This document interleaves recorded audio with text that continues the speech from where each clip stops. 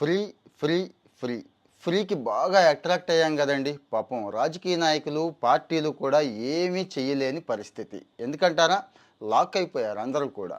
కానీ చాలామందిని గమనించిన విషయం ఒకటుందండి. ఈ ఫ్రీ అనేది ఎక్కడి నుంచో ఫ్రీగా రాదు. ఫ్రీ అనేది ఎవడో ఒకడి జేబులోంచి తెచ్చి ఇంకొకడి జేబులోకి పెట్టాల్సిందే. ఒక్కొక్కసారి మన జేబులోకి ఇచ్చే ఏర్పాటు చేస్తూ ఉంటాయి ప్రభుత్వాలు. అలాగని ప్రభుత్వాలను మనం నిందించకూడదు. ఎందుకంటారా?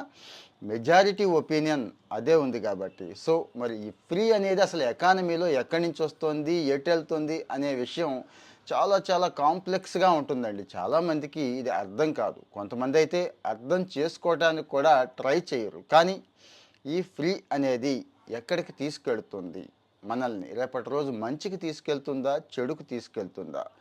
ఫ్రీ అనేది ఉండాలి. ఎంతవరకు? ఒక లిమిటెడ్ ఎక్స్‌టెంట్‌లో ఉండాలి. ఒక లిమిట్